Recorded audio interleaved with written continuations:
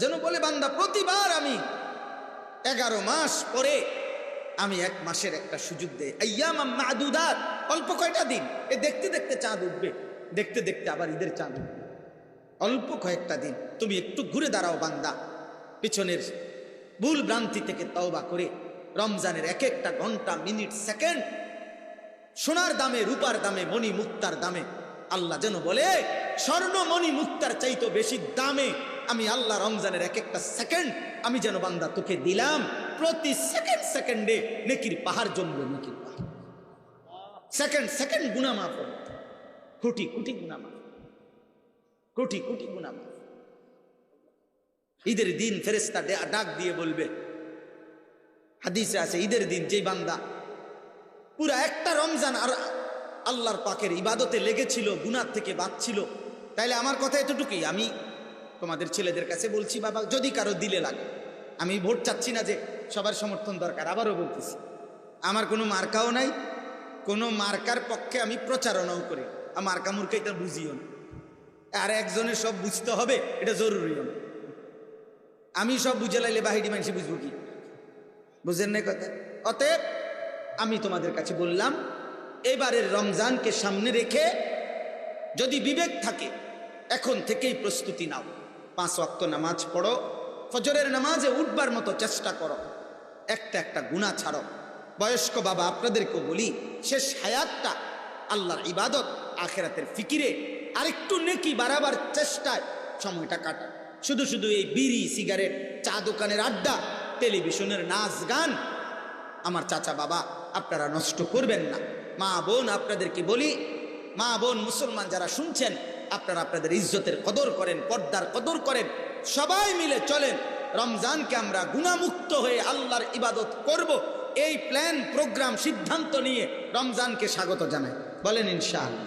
এই তিনটাকে একসাথে করে খোদার কসম, কোরআনে 23 নম্বর পারা সূরা সাফফাতের মধ্যে আছে, আল্লাহ বলবে এবার তিনটারে একসাথে কইরা ফাহদুহুম ইলা সিরাতিল জাহিম, জাহান্নামের রাস্তা ধরায় দাও, যা দাও, ধাক্কা দাও, একটা ধাক্কা দিয়া, একটা একটা লাথি দিয়া জাহান্নামে ফেলে দাও, মারো লাথি, মারো, মার লাথি মার, তারও মার, তার বন্ধু নামের ওই শয়তানরও মার যে তাকে উলঙ্গ ছবি দেখাইছে, ধর ধনুটারে মার। কি মনে করছেন কোরআন পড়েন, টেলিভিশনের খবরের উপরে আস্থা রাখতে পারেন, আমরা হুজুর আল্লাহর কোরআনের উপরে আস্থা রাখবো না কেন? হ্যাঁ, আপনি ব্যাককল ঠাউরাইছেন নাম করে, আমরা বেউকুফ। আল্লাহর কালামের উপরে নির্ভর করলে কেউ সে বেউকুফ হয়? হ্যাঁ, মোবাইলের নর্তকী তুমি তার উপরে ভরসা করলে? ছি ছি ছি। অধিকাংশ ছেলে তো তোমরা এই যে এখানে যারা বলছো, আকসার অধিকাংশ ছেলে, 95% ছেলের চেহারায় নামাজের কোনো চিহ্ন নাই। বেনামাজি আমি দাঁড় করাই, চুল চেহারা দেখলেই তো বোঝা যায় কোন বেঈমান, কোন মুশরিক, কোন বেঈমান তোমার পছন্দ। ছি বেটা, থুতু বেটা তোর কপালে, যার চুল বেঈমানের মতো, আফসোস তোর কপালে বেটা। মুসলমানের বাচ্চা আল্লাহকে ভুলে গেল, নবীকে ভুলে গেলি বেটা, কাপুরুষ বেটা। কোন ইহুদির বাচ্চা তোরে তার মতো বানায় দিল বেটা। মুসলমান এত বড় ভীরু হওয়ার কথা তো ছিল মুসলমানের আখলাক দেখে বেঈমান ইসলাম গ্রহণ করবে।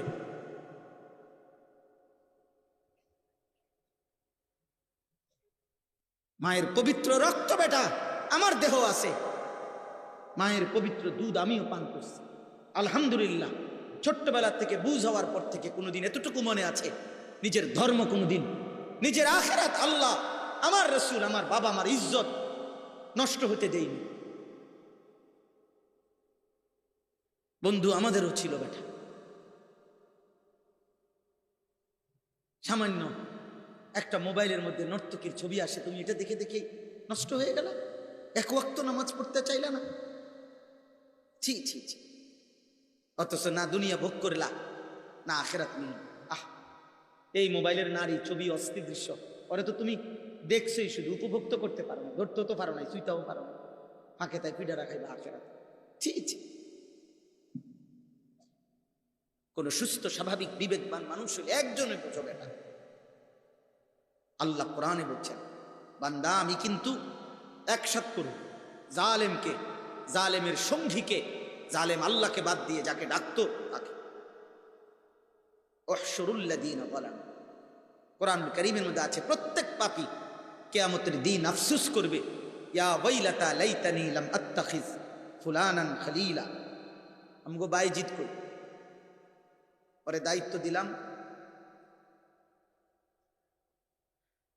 তো লাম আত্তাখিজ ফুলানান খলিলা, হায় আফসোস আমি যদি অমুককে বন্ধু না বানাই, অমুককে বন্ধু না বানাই।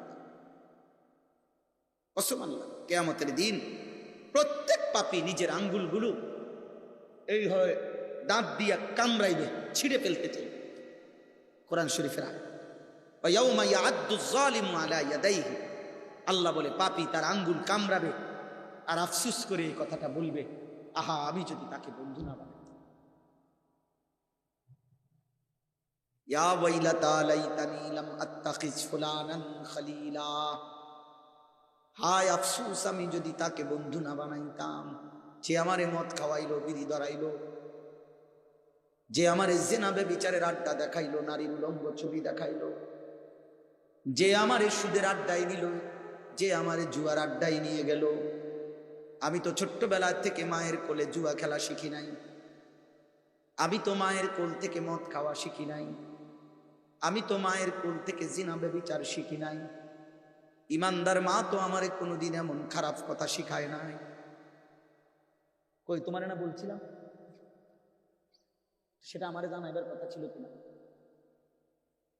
আমাকে জানাইবার কথা ছিল কিনা সেটা বলো।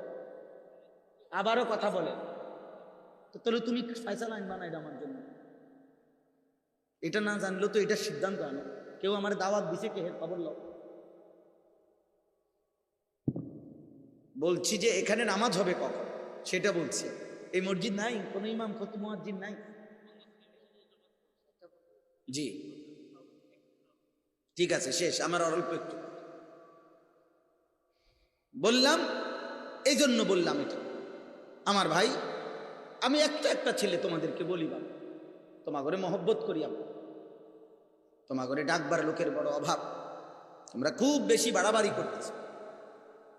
তোমরা মনে করছো এই চুল কোনোভাবে, আমি হাত জোড় করে বলবো, এই বেঈমান মুশরিকের চুল পৃথিবীর কোনো গবেষণায়, খোদার কসম, এটা সৌন্দর্য, এটা পৃথিবীর কোনো গবেষণায় প্রমাণিত হয় না। থাকলে আমার দেখায়। আমি ব্যক্তিগতভাবে ছেলেদের সব বিষয় নিয়ে পড়ালেখা করি, অনলাইনের খোঁজখবর আমিও রাখি। তোমরা কাপুরুষ, তোমরা পরাজিত, তোমরা ব্যর্থ, তোমরা তোমাদের ধর্মের অপমান, তোমরা ইসলামের অপমান, তোমরা আল্লাহর দ্বীনকে লাঞ্ছিত করছো। তোমরা যারা নামাজ পড়ো না, তোমরা তোমাদের ধর্মকে অপমান করছো। এত কম বয়সে ইসলামরে বেইজ্জতি করো। নবীজি আফসোস করবে, কিয়ামতের দিন বলবে, উম্মত 18 বছরের তাগড়া বয়সে আমার সুন্নাত তুমি একটাও ধরলা না কেন উম্মত? আমার এত বড় বেইজ্জতি কেমনে করবে? আমি এত কাঁদলাম, 5 ওয়াক্ত নামাজ কেন পড়বা না? বলো না বাবা, এত শরীর স্বাস্থ্য, আজকে উনি অসুস্থ, উনি দুর্বল, তাহলে উনি বলতে পারে যে হুজুর আমার শরীর চলতেছে না, আমার জান চলতেছে না, আমি অনেক কিছু এখন আর কুলাইতে পারতেছি না, তোমার কি সমস্যা? কথা তো ছিল মসজিদে ফজরের নামাজে নওজোয়ান মুসল্লি হবে বেশি, বুড়া মানুষ হয়তো বৃদ্ধের দুর্বলতার কারণে হয়তো আসতে পারতেছে না, কিন্তু মসজিদকে মসজিদ মুসলমানের 18, 20, 25 বছরের নওজোয়ান চোখেও দেখা যায়। কিরে আব্বা, এত কম বয়সে যদি ঘুমের কাছে তুমি হেরে যাও তো বুড়াকালে কি করবে? 40 বছর যদি, 30 বছর, 10 বছর যদি কোনোদিন ফজরের নামাজ না পড়ো, তো এই নামাজের কথা যদি আর কোনোদিন মনে না পড়ে, এটা যদি তোমার টোটাল ভুল হয়ে যায়, তখন কি হবে? তখন কি হবে? আর যদি কোনোদিন এমন মনে হয় না, গত 40 বছর, 30 বছর, 10 বছরে এমন অসংখ্য মুসলমান নামধারী নাফরমান আছে যে কোনোদিন জানে না ফজরের ওয়াক্ত হয়। আছে না এমন? আহা বদনসিব, হায় রে দুর্ভাগা। আর যদি কোনোদিন মৃত্যু পর্যন্ত মনে না পড়ো, তো তোমার মৃত্যুটা কেমন হবে, তোমার আখেরাত কেমন হবে? আল্লাহ নবী সাল্লাল্লাহু আলাইহি সাল্লাম একাধিকবার হাদিসের মধ্যে বলছে, একাধিক, একেবারে বুখারী শরীফের হাদিস, মুসলিম শরীফের হাদিস, অন্যান্য কিতাবের হাদিস, নবীজি বলছে যে ফজরের নামাজ পড়ে না সে মুনাফিক, মুনাফিক, মুনাফিক, মুনাফিক, মুনাফিক, মুনাফিক। বেটা কসম আল্লাহ, মুনাফিক বলছে নবী, মুনাফিক। নবী যদি কাউকে বলে মুনাফিক, এবার তোর জন্য হাসরের ময়দানে তোর কোন আব্বায় সুপারিশ করবে তোর বাপের লগে তুই কথা কস? মনে করে বললাম, একটা ছেলে তোকে বলবে তোর আব্বার সাথে তুই কথা বলে রাখিস, তোর কোন বাপে তোর জন্য সুপারিশ করবে? যিনি সুপারিশ করবেন তিনি তো তোমার মুনাফিকই বলছে, কথা বলে না। আর নবীজি কোন কোরআন সুন্নাহর কোনখানে নাই নবী মুনাফিকের জন্য সুপারিশ করবে, এ কথা আছে কোরআনে, এ কথা আছে হাদিসে। তো তাই কে সুপারিশ করবে তোমার লাগবে? তোমার আব্বা? হ্যাঁ, তাইলে নাউজুবিল্লাহ, নাউজুবিল্লাহ। এই জন্য চলেন, আমার কথা শেষ, আমি এটাই বলতে চাই, লাআল্লাকুম তাত্তাকুন। আল্লাহ বলছে বান্দা রমজান কদর করো, রোজার মাস বদলে যাও, গুনাহ ছেড়ে দাও, নতুন করে আচ্ছা পিছনের ভুল ভ্রান্তি যা হয়েছে সব ঝেড়ে ফেলে নতুন উদ্যমে ঘুরে দাঁড়াও। আমি আরেকবার দিলাম সুযোগ, রমজান যদি আল্লাহ আমগরে হায়াত দেয়। আল্লাহ যেন বলে বান্দা প্রতিবার আমি 11 মাস পরে আমি 1 মাসের একটা সুযোগ দেই, আইয়ামাম মাদুদাত, অল্প কয়টা দিন, এ দেখতে দেখতে চাঁদ উঠবে, দেখতে দেখতে আবার ঈদের চাঁদ উঠবে, অল্প কয়েকটা দিন তুমি একটু ঘুরে দাঁড়াও বান্দা, পিছনের ভুল ভ্রান্তি থেকে তওবা করে রমজানের এক একটা ঘন্টা, মিনিট, সেকেন্ড সোনার দামে, রূপার দামে, মণি মুক্তার দামে। আল্লাহ যেন বলে স্বর্ণ মণি মুক্তার চাইতো বেশি দামে আমি আল্লাহ রমজানের এক একটা সেকেন্ড আমি যেন বান্দা তোকে দিলাম। প্রতি সেকেন্ড সেকেন্ডে নেকির পাহাড় জমবে, নেকির পাহাড়, সেকেন্ড সেকেন্ড গুনাহ মাফ হবে, কোটি কোটি গুনাহ মাফ, কোটি কোটি গুনাহ মাফ। ঈদের দিন ফেরেশতা ডাক দিয়ে বলবে, হাদিসে আছে ঈদের দিন যেই বান্দা পুরা একটা রমজান আর আল্লাহর পাকের ইবাদতে লেগেছিল, গুনাহ থেকে বাঁচছিল,